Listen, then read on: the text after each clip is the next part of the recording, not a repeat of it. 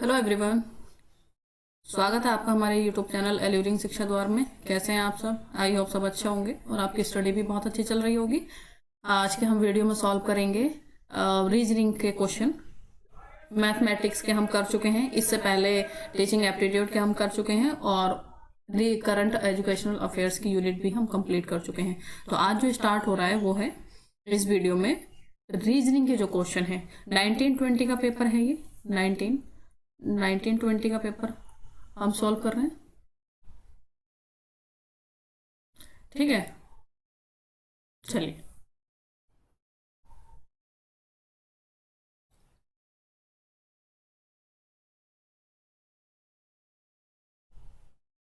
देखते हैं question number 59। Question number 59, 58 तक हम कर चुके हैं। Embarrassed is to humiliated as frightened is to. आपको बताना है कि एम्ब्रेस्ड का जो रिलेशन ह्यूमिलेटेड का है, ह्यूमिलेटेड से है, वैसे ही फ्राइटेंड का रिलेशन इन चार ऑप्शन में से किससे है। अब आपको ऐसे क्वेश्चन को करने से पहले नॉलेज होना चाहिए, इनका मीनिंग पता होना चाहिए। ठीक है, जब मीनिंग पता होगा तब आप इसको इजीली सॉल्व कर पाएंगे। एम्ब्रेस्ड का मीनिंग होता है लज्जित महसूस करना। क्या होता है? लज्जित महसूस करना।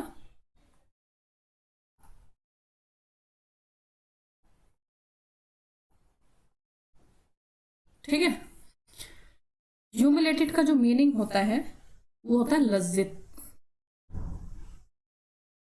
क्लियर? लज्जित मतलब शर्म आती है, उसको बोलते हैं। वैसे ही आपको तो इसका मतलब इसका क्या कैसे रिलेशन हुआ इससे, ये सिनोनिम्स है इसका। क्लियर? वैसे ही फ्राइटेंड का आपको सिनोनिम्स देखना है क्या है। तो फ्राइटेंड का मतलब होता है डरा हुआ, डरा हुआ, या फिर इसको हम बोल सकते हैं भयभीत। अब देखिए इनमें से कौन सा है। अब रेकलेस का जो मीनिंग होता है वो होता है लापरवाह, तो ये तो हमारा ऑप्शन नहीं है। टेरिफाइड का जो मतलब होता है वो होता है भयभीत, या इसको हम ये भी बोल सकते हैं डरा हुआ। क्लियर? तो हमारा आंसर ये हो गया। बाकी भी देख लेते हैं क्या है। एगिटेटेड होता है उत्तेजित। ठीक है, और करेजियस आपको मालूम ही होगा साहसिक। तो राइट आंसर क्या निकल के आ गया हमारा? Option number B, terrified. Clear? चलिए नेक्स्ट देखते हैं। लुक एट द सीरीज 53, 53, 40, 40, 27, 27 और ये डॉट डॉट है। इसका मतलब आपको यहां पर जो आना है आपको वो फील करना है। ठीक है, जो यहां पर आप कोशिश करिए। क्या इसमें पैटर्न है? रीजनिंग का क्वेश्चन सॉल्व करने से पहले आपको इतना ध्यान देना है कि पैटर्न क्या फॉलो हो रहा है। माइनस हो रहा है, प्लस हो रहा है, या फिर मल्टीपल हो रहा है, मल्टीप्लाई हो रहा है, या फिर उसमें डिवाइड करके आंसर आएगा। आपको ये ध्यान रखना है सबसे पहले। तो सबसे पहले आपको ये देखना है कि जो सीरीज है वो डिक्रीज कर रही है या फिर इंक्रीज कर रही है। तो आप देखेंगे 53, 53 मतलब कोई डिक्रीज नहीं है ना ही इंक्रीज है, सेम नंबर है। 53 के बाद 40 है, इसका मतलब ये डिक्रीज कर रही है। 40 के बाद 40 है, इसका मतलब इसमें कोई चेंज नहीं, कोई डिक्रीज नहीं।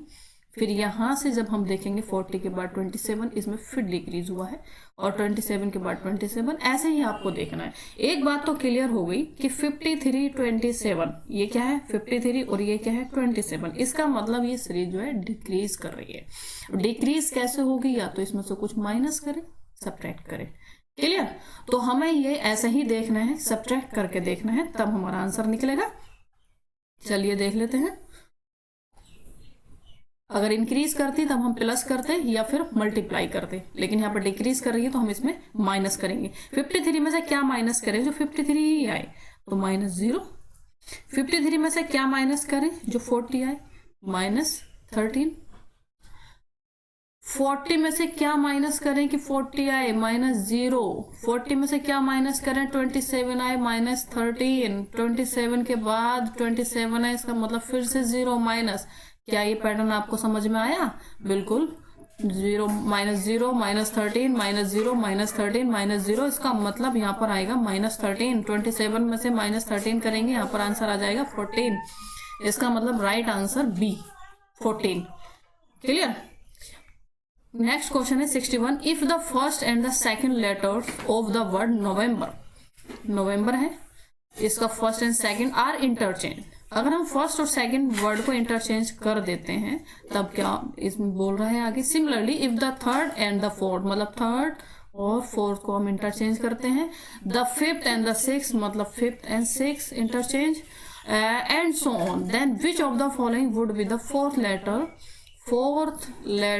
टू द लेफ्ट ऑफ है, ये और नहीं है, आर के लेफ्ट के फोर्थ लेटर क्या होगा इसमें न्यू अरेंजमेंट में। तो आपको यहाँ पर लिख लेना है नवंबर। आपको यहाँ मैं यहाँ लिखकर बता रही हूँ, आपको पेपर में ऐसे लिखने की जरूरत नहीं है, आप इसमें पेपर पे ही आप यहाँ लिख सकते हैं, ठीक है, टाइम आप बचा सकते हैं। तो नवंबर को हमने यहाँ पर लिख लिया है।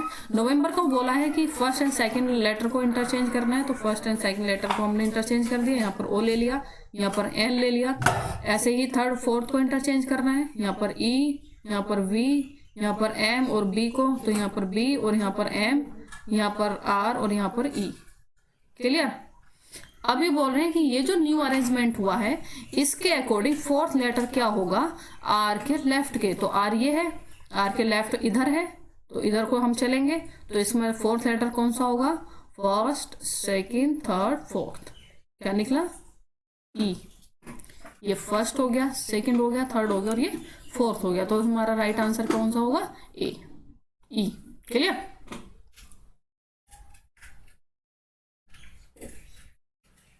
नेक्स्ट क्वेश्चन है 62। A is the sister of B and B is the sister of C, D is the mother of A. Based on this three statement which of the following statement can not definitely be true. इसमें से कौन सा ऐसा option है जो कि हम नहीं कह सकते कि वो ट्रू है। तो ठीक है, पहले हम देख लेते हैं। A is the sister of B, बनाइए इसका पैटर्न। ए क्या है, सिस्टर है किसका, बी का, बी की, और B is the sister of C, B sister है किसकी, सी की। मेल के लिए हम प्लस का लगाते हैं और फीमेल के लिए हम माइनस का निशान लगाते हैं। तो आपको ये बना लेना है ऐसे। ए किसका सिस्टर है, ए किसकी सिस्टर है, बी की, बी सिस्टर है सी की। इसका मतलब ये तीनों क्या हुए, बहनें, ये दोनों बहनें हुई। अब सी का यहाँ पर जो है क्लियर नहीं है, अभी आगे जाके देखते हैं कि वो भाई है कि बहन है। D is the mother of A, D कौन है, मदर है, तो मदर के लिए हम ऐसा करते हैं, डी यहाँ पर लिखते हैं। ये भी मदर है, मतलब फीमेल है, तो माइनस का निशान यहाँ पर लगाएंगे। Is the mother of A. Based on these three statement which of the following statement cannot definitely be true। तो अब देखिए यहाँ पर क्या कह रहा है, सी इज द ब्रदर ऑफ ए, सी जो है वो ब्रदर है ए का। तो देखिए यहाँ पर सी का जेंडर नहीं मेंशन है कि वो ब्रदर है या फिर वो सिस्टर है, मतलब फीमेल या मेल, इसका कुछ नहीं कह सकते। यहाँ पर जेंडर इसका मेंशन नहीं है। ये बहन भी हो सकता, मतलब ये फीमेल भी हो सकता है और ये मेल भी हो सकता है। क्लियर। अभी हम इसके बारे में नहीं कह सकते। अगला देखते हैं। A B and C are D's children, मतलब ए बी और सी जो है वो डी के चिल्ड्रन है, बच्चे हैं, बिल्कुल, क्योंकि ए बी और सी तीनों बहन भाई है। तो इसका मतलब डी क्या है, ये मदर हुई, तो ये राइट है। B is the daughter of D, B जो है वो डॉटर है डी की, बिल्कुल। अगर ए डॉटर है डी की, तो ए बी की कौन है, बहन है। इसका मतलब ये आपस में भाई बहन, मतलब दोनों आपस में बहन है, तो डी इनकी मदर हुई, तो ये राइट है। B is sister of, B क्या है, सिस्टर है ए की, बिल्कुल सही है। क्लियर। तो यहाँ पर हम ऑप्शन नंबर ए जो कि है सी इज ब्रदर ऑफ ए, हम नहीं कह सकते। वो भाई भी हो सकता है और वो सिस्टर भी हो सकता है। नेक्स्ट देखते हैं question number 63। A watch shows 7:30, it's minute hand point towards east, in which direction will the hour hand point. पहला आपको ये देख लेना है, यहाँ पर एक हम वॉच बनाते हैं, एक वॉच हमने ये बनाई, यहाँ पर 12, 3, 6 और ये 9। क्लियर। अब इसमें जो ये बता रहा है कि 7:30, तो 7 यहाँ होगा और 8 यहाँ होगा। ठीक है, इसको देख लेते हैं।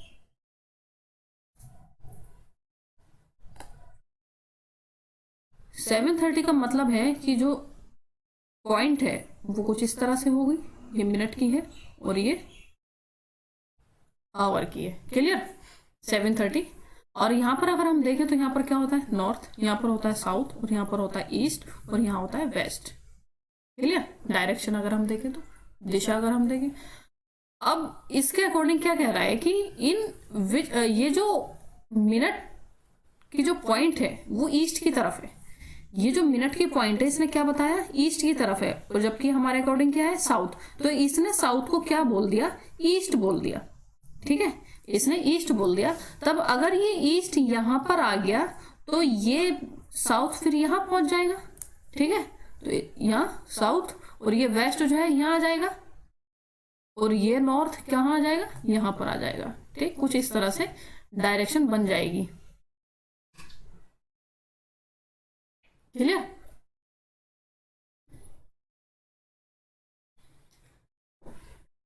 तब क्या कह रहा है ये, which direction will the hour hand point. जो आवर पॉइंट है ये किस डायरेक्शन में, तो आप देखिए किस डायरेक्शन में है, ये वेस्ट था लेकिन ये साउथ हो गया क्योंकि साउथ यहाँ आ गया है। क्लियर। और ये क्या हो गया, ईस्ट हो गया, तो ये क्या हो जाएगा, साउथ ईस्ट। क्लियर। क्योंकि ये जो आवर पॉइंट है ये कहाँ से कहाँ तक ये दिख रहा है, और ये क्या है, साउथ ईस्ट। क्लियर हुआ। तो राइट आंसर है साउथ ईस्ट। आपको इसमें डायरेक्शन घुमाना था। नेक्स्ट है 64। What is the least number that must be subtracted from 10,420, 10,420। तो इसका जो है इसका जो राइट आंसर है वो डी है 16। आप इसको सॉल्व कर लीजिएगा। अब आया है आगे 65। Find the synonyms of the word Panacea. Panacea का आपको सिनोनिम्स बताना है। तो पेनेसिया का जो सिनोनिम्स होता है वो है यूनिवर्सल रेमेडी। क्लियर। नेक्स्ट है yard is to inch as quart is to. Yard का वही जो रिलेशन इंच से है, तो क्वार्ट का रिलेशन किससे होगा, तो वो होगा ऑन्स। Clear. Which study looks into cause and effect relationship. तो कॉज एंड इफेक्ट रिलेशनशिप किसमें हम दिखाते हैं, एक्सपेरिमेंटल में। क्लियर। नेक्स्ट आता है question number 68। Choose the correct pair. आपको इसमें से करेक्ट पेयर चूज करना है। एडिटर का जो रिलेशन मैगजीन से है वही क्या डायरेक्टर का रिलेशन फिल्म से है। एडिटर क्या करता है, मैगजीन को, तो क्या डायरेक्टर फिल्म को करता है, बिल्कुल, ये हमारा राइट आंसर हो सकता है। नॉवेल क्या राइटर को करता है, नहीं, इसमें उल्टा दे रखा है, राइटर नॉवेल लिखता है ना कि नॉवेल राइटर लिखता है। ठीक है, नॉवेल राइटर को नहीं लिखता है, राइटर नॉवेल को लिखता है। ठीक है, इसमें उल्टा दिया है तो ये हमारा नहीं होगा। साइकेट्रिस्ट, न्यूरोटिक, नहीं, ये भी नहीं है। और लाइब्रेरियन, लाइब्रेरियन को बनाता नहीं है। ठीक है, वो एक बिल्डिंग है, उसमें लाइब्रेरियन का काम क्या होता है, बुक को इश्यू करना, बुक को ये सब एडजस्ट करना, जबकि लाइब्रेरियन लाइब्रेरी को बनाता नहीं है, जैसे कि डायरेक्टर फिल्म को बनाता है। क्लियर। तो हमारा राइट आंसर हो जाएगा ए। नेक्स्ट है question number 69। Antonyms of hirsute. पहला आपको ये पता होना चाहिए कि हर्स्यूट का मीनिंग क्या होता है, तब आप बता पाएंगे कि एंटोनिम्स इसका क्या होगा। हर्स्यूट का जो मतलब होता है वो होता है हेयरी। हेयरी मतलब बालदार, जिसके बहुत सारे बाल हों। आपको क्या देखना है, इसका एंटोनिम्स कौन होगा, जो कि बिल्कुल बाल न रखता हो, या फिर गंजा हो। क्लियर, जिसके हेयर ना हो, तो अब इसका एंटोनिम्स ही होगा। अब देख लेते हैं शैगी का मतलब क्या होता है। शैगी का मतलब भी होता है हेयरी, तो ये तो सिनोनिम्स हुआ, ये हमारा राइट आंसर नहीं होगा।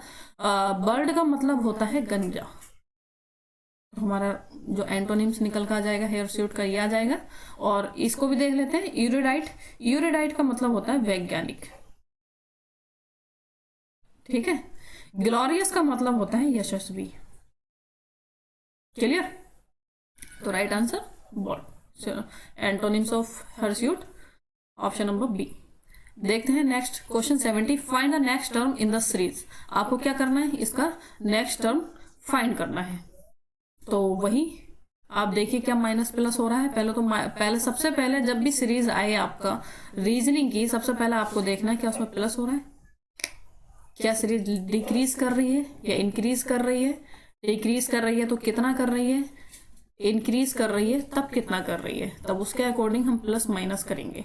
वैसे ही हम इसमें देखेंगे z, और इसका जब इस तरह से आए कि मतलब इस तरह से जब सीरीज आपको नजर आए कई सारे लेटर्स में, तो आपको ये देखना है कि इसका जो फर्स्ट वाले का जो रिलेशन है उसका आप फर्स्ट वाले से ही देखिए, जो बीच वाले का रिलेशन है वो आप बीच वाले से ही देखिए, और जो लास्ट वाला है इसका रिलेशन आप लास्ट वाले से ही चेक करिएगा, तब आपका आंसर निकल कर आएगा।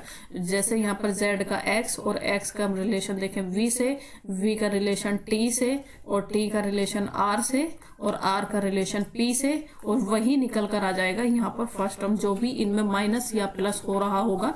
तो पहले सबसे पहले यही चेक कर लेते हैं कि इसमें क्या चल रहा है।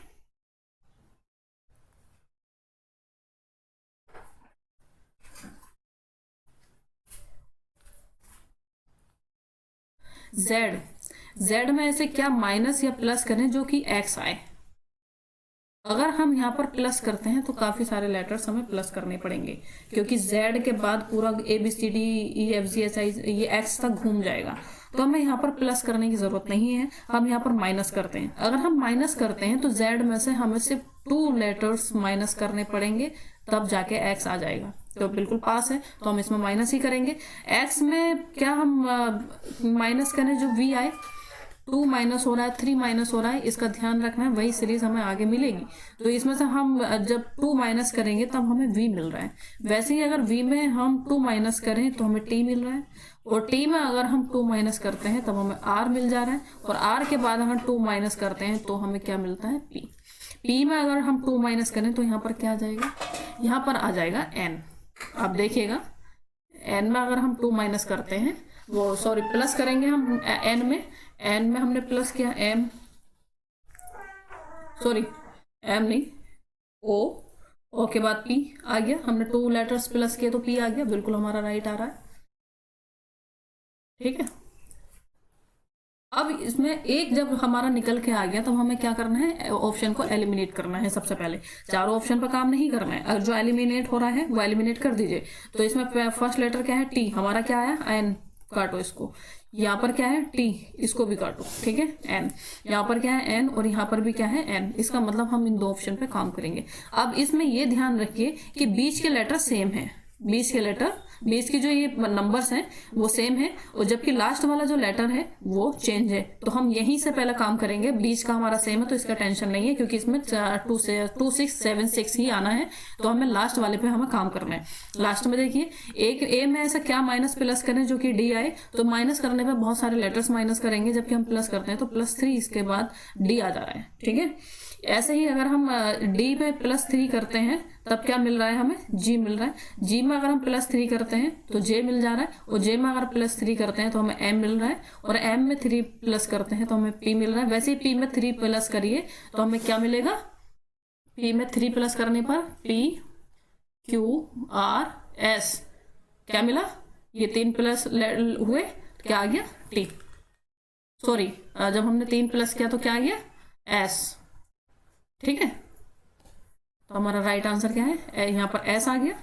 अब बीच का हमें चेक करने की जरूरत नहीं है, हमारा राइट आंसर हो गया ए। क्लियर, अब बीच का भी लेटर चेक कर लीजिए, क्योंकि ये बीच में क्या रिलेशन इनका था ये भी आप चेक कर लें। तो फर्स्ट मतलब वैसे तो हमारा सॉल्व हो गया है क्वेश्चन, फिर भी एक बार देख रहे हैं कि बीच में क्या हमारा पैटर्न चल रहा था। ये 1 है, 1 में 2 आया, 2 के बाद 6 के बाद 21 21 के बाद 88 88 के बाद 4 4 5। तो हम यहाँ पर देखते हैं क्या था इसका, क्योंकि हो सकता है नेक्स्ट बार इसमें बीच की भी डिजिट चेंज होके आ जाए 1 2 ऑप्शन में, तो हमें फिर इसको भी सॉल्व करना पड़ेगा। तो 1 2 6 21 88 4 4 5। तो इसमें हम क्या करें कि ये इंक्रीज कर रही है, इंक्रीज कर रही है। मैंने ये बोला था कि ये आप ध्यान रखिएगा कि अगर एकदम से डिक्रीज कर रही है या फिर एकदम से इंक्रीज कर रही है तो वहां पर रिलेशन जो होता है सीरीज का वो मल्टीप्लाई का होता है। तो 88 में मल्टीप्लाई करने पर क्या 88 में इतना प्लस करेंगे 445 आ जाए, बहुत ज्यादा इसमें वो हो रहा है। ठीक है, तो हम 88 को जो है यहाँ पर इंटू करके देखेंगे, इंटू करेंगे 88 को। अगर 88 को हम 5 टाइम्स इंटू करते हैं, मल्टीपल करते हैं, तब कितना आ जाएगा, कितना आ जाएगा, यहां पर आ जाएगा 440। ठीक है, फिर प्लस करिए, फिर 440 कम है तो यहाँ पर 5 प्लस करने पर हमें क्या मिलता है 445। वैसे ही हमें देखिए 21 में अगर हम इंटू करते हैं 4 को तब कितना आ रहा है 84, और यहाँ पर क्या है 88। इसका मतलब इसमें 4 ऐड करना पड़ेगा तब हमें 88 मिल जाएगा। अब यहाँ पर 6 है, 6 में हमने क्या किया इंटू 3 कितना हो गया 18 में हमें क्या करना है 3 प्लस होने पर 21 आएगा। मतलब ये सीरीज हमारी ऐसे ही कुछ चल रही है। 2 इंटू 2 कितना हुआ +2, 1 इंटू 1 + 1 2 आ गया। तो हमें इसका मतलब 445 में हमें क्या करना है इंटू 6 + 6, तब हमें क्या मिल जा रहा है, ये आ जाएगा 2676। क्लियर, कुछ इस तरह से इसमें पैटर्न था। नेक्स्ट देखते हैं कब, लाइन, कोल्ट। मतलब जो ये जो वर्ड है कब, इसका जो रिलेशन है लाइन से वैसे ही रिलेशन कोल्ट का किससे है। तो हमें पहले इसका मीनिंग पता होना चाहिए। कब का जो मीनिंग होता है वो होता है शेर का बच्चा। क्या होता है, शेर का बच्चा, जबकि लायन क्या होता है, शेर। इसका मतलब यहाँ पर जो रिलेशन दिखाया है वो किसका दिखाया है, बेटे और पिता का और बच्चे का इसमें रिलेशन दिखाया है। तो कोल्ट का मीनिंग होता है घोड़े का बच्चा। ठीक है, घोड़े का बच्चा, तो यहाँ पर घोड़े का जो यहाँ पर घोड़ा आना चाहिए, तो घोड़े का यहाँ पर हॉर्स नहीं है तो उसका कोई सिनोनिम्स होगा। तो सिनोनिम्स होता है घोड़े का स्टैलियन। ठीक है, और स्टैलियन बेसिकली किसको बोलते हैं, जो यंग हॉर्स होता है उसको हम बोलते हैं स्टैलियन। ठीक है, नेक्स्ट है 72, 3:11। वैसे ही 7 रेशियो क्या आएगा। यहाँ पर ऐसी सीरीज में हम यही देखते हैं, जैसे कि हमने इसको सॉल्व किया है कि इसका रिलेशन जो इससे है, कब का रिलेशन जो लाइन से है, वैसे ही कोल्ट का रिलेशन किससे है। तो हमें इनका दोनों का रिलेशन देखना है। इनका जो भी रिलेशन निकल कर आएगा वैसे ही सेम इसका रिलेशन यहाँ वाले लेटर से होगा। तो 3 में क्या करें, जो 11 आए तो 3 में क्या प्लस करते हैं, प्लस करिए, मल्टीपल करिए, कुछ भी जो 11 आए। तो 3 में अगर हम मल्टीपल भी करते हैं 3 से कितना आ जाएगा 9 आ जाएगा। तो 9 में हम 2 ऐड कर दें तो 11 मिल रहा है, बिल्कुल मिल रहा है। क्या ऐसे ही इसमें कोई रिलेशन है, चेक करिए। 7 को अगर हम इंटू करते हैं 7 से तो क्या आ रहा है 49, और इसमें क्या हम ऐड कर दें 2 ऐड कर दें तो क्या आ जाएगा 51, जो कि राइट आंसर है। क्लियर। नेक्स्ट है एम के 169/121 और JH। आपको इसका रिलेशन देखना है। तो इसमें जो है, इसमें भी दो है और इसमें भी 2 है। इसका मतलब इस वाले का जो रिलेशन है वो इससे है और K का जो रिलेशन है वो इससे है। तो वैसे ही J का रिलेशन 1 से निकलेगा और H का रिलेशन इस वाले से निकल कर आएगा। वैसे देखिए क्या है, आपको नजर आ रहा है 169 एक स्क्वायर है और 121 भी स्क्वायर है। 169 किसका स्क्वायर है, 13 का स्क्वायर है, और 121 किसका स्क्वायर है, 11 का स्क्वायर है। तो ऐसे ही क्या इनका 13 या 11 का रिलेशन M के से है। अगर हम ये लेटर्स देखते हैं, अल्फाबेट देखते हैं, ABCD देखते हैं, तो उसमें M का जो नंबर आता है वो 13 आता है और K का जो नंबर आता है वो 11 आता है। तो इसका इन्होंने क्या कर दिया, स्क्वायर कर दिया। इनका जो भी नंबर आता है, जो भी प्लेस वैल्यू है, उसका इन्होंने क्या कर दिया, स्क्वायर कर दिया। वैसे ही J का जो प्लेस वैल्यू है वो है 10 का स्क्वायर करिए 100, और जो H है उसका प्लेस वैल्यू होता है 8, तो 8 का हम स्क्वायर करेंगे तब हमें क्या मिल जाएगा 64। क्या ऑप्शन में है, option number D right. Clear. Next question है चूज आउट द ओड 1। आपको इसमें से क्या देखना है, ओड 1, जो कि एक मतलब 3 इसमें सेम है जबकि एक क्या है ओड है, आपको वही इसमें चूज करना है। तो पहले इसका मीनिंग पता होना चाहिए आपको। कैनोई का मतलब क्या होता है, इग्लू का मतलब क्या होता है, याच का मतलब क्या होता है, या फिर डिंगी का मतलब क्या होता है। तो कैनोई जो होता है वो कैनोई होता है नाव, ठीक है। इग्लू जो होता है वो होता है बर्फ का बना घर।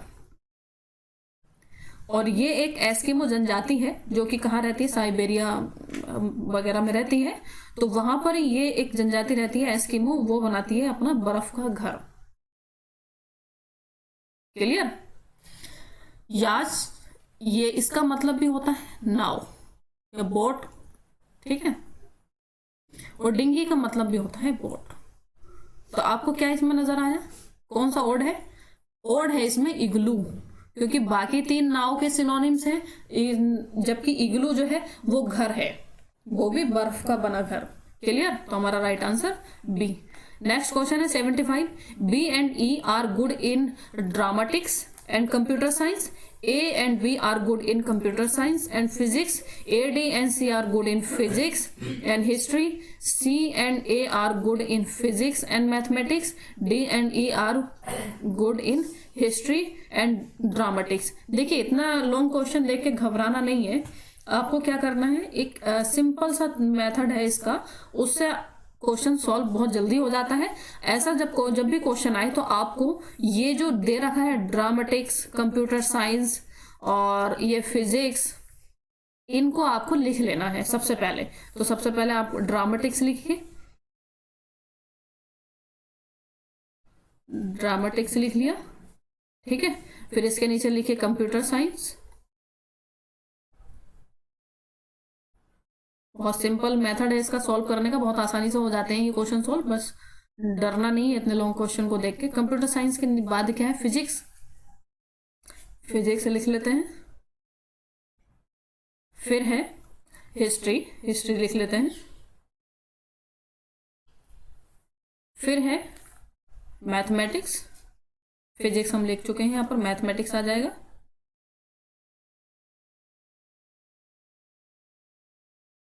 और यहाँ पर हिस्ट्री है, हिस्ट्री लिख चुके हैं, ड्रामेटिक्स लिख चुके हैं, ठीक है। अब इनमें जो इंफॉर्मेशन दी हुई है हम इसको फील कर लेंगे। B and E are good in dramatics, पहले इतना फील करिए।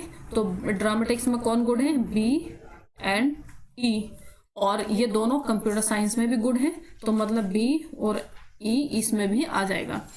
ए and B are good in computer science, मतलब पहले यहीं तक देखिए, A and B are good in computer science, तो A and B computer science, मतलब बी हम यहाँ पर लिख चुके हैं, यहाँ पर ए और लिखना है। और सेकंड सब्जेक्ट क्या है इनका, फिजिक्स, मतलब ए और बी फिजिक्स में भी गुड हैं। क्लियर, यहाँ तक हो गया। अब यहाँ देखते हैं A and D and C. A, D और C good in physics, physics and history. तो फिजिक्स कहाँ है, ये है, और इसमें ए हम फिल कर चुके हैं, तो यहाँ पर हम ले लेंगे सी को और डी को। क्लियर।